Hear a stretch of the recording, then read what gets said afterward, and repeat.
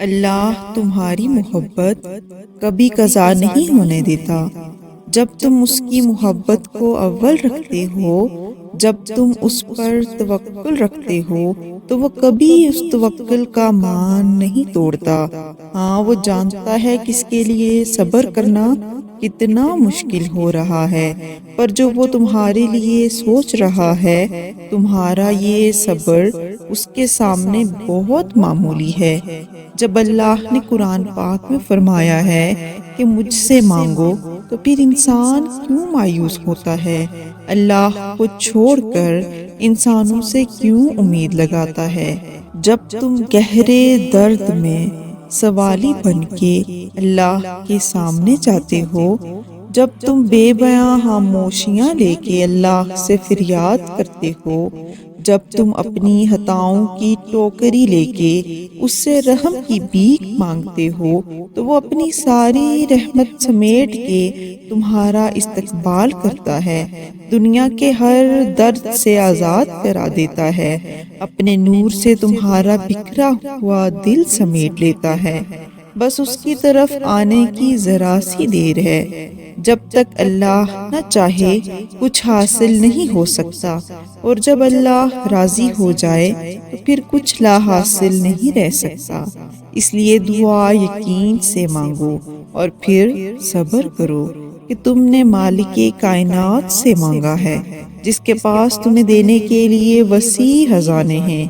وہ تو بس تمہاری پکار کا منتظر ہے، کیونکہ وہ امتحان انہی سے لیتا ہے جو اسے پیارے ہوتے ہیں، جن پر اسے مان ہوتا ہے کہ یہ آخری وقت تک مجھے منائیں گے اور مجھ سے مایوس نہیں ہوں گے، جو آزمائش طویل ہونے پر دعائیں طویل کر دیں گے، جو اگر ٹوٹیں گے تو سجدے طویل کر دیں گے۔ صبر اور دعائیں کرنے والے اللہ کو بہت پیارے ہوتے ہیں۔ اگر وہ آزماتا ہے تو یقین رکھنے والوں کے لیے مدد بھی بھیجتا ہے، صبر کرنے والوں کے لیے صلہ بھی تیار رکھتا ہے۔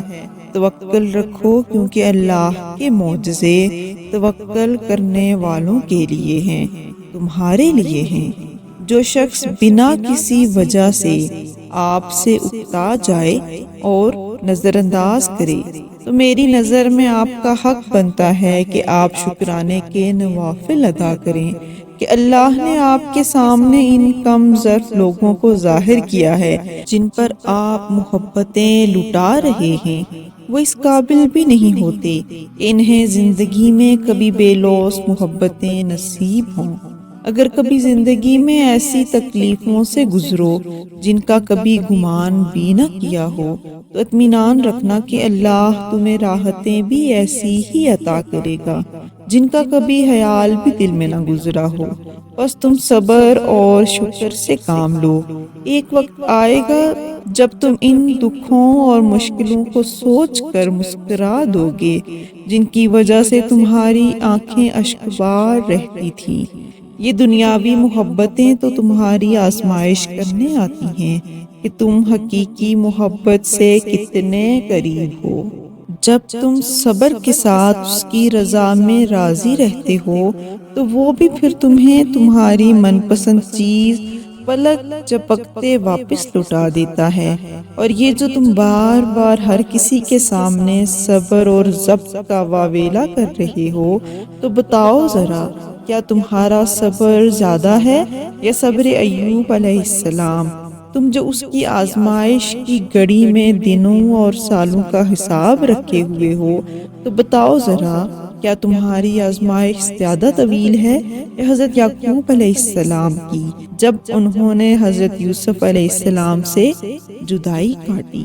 تم کہتے ہو تم نے یہاں اس مقام تک پہنچنے کے لیے انگنت قربانیاں دی، تو کیا تمہاری ایک بھی قربانی حضرت ابراہیم علیہ السلام کی قربانی کا نعم البدل ہے؟ چیزیں ٹھیک ہو جاتی ہیں، لوگ واپس مل جاتے ہیں، وقت بہتر ہو جاتا ہے، سب مسئلے حل ہو جاتے ہیں۔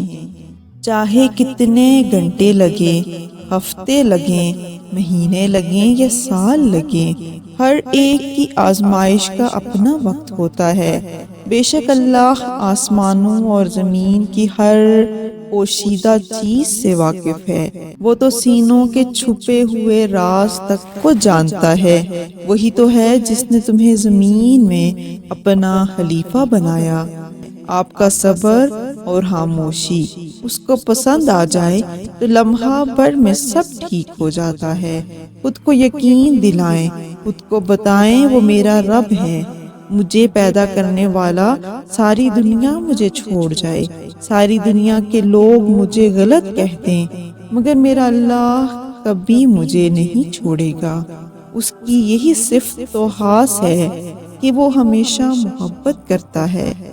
خود کو ہمت دیں یہ کہہ کر اس مختصر زندگی پہ غم کیسا، میرا اللہ تو میرے ساتھ ہے۔ خود کو یقین دلائیں وہ میرے ساتھ ہے، وہ سب ٹھیک کر دے گا، اسے سب ٹھیک کرنا آتا ہے۔ عنقریب وہ تمہیں عطا کرے گا اور تمہیں اتنا عطا کرے گا کہ تم خوش ہو جاؤ گے۔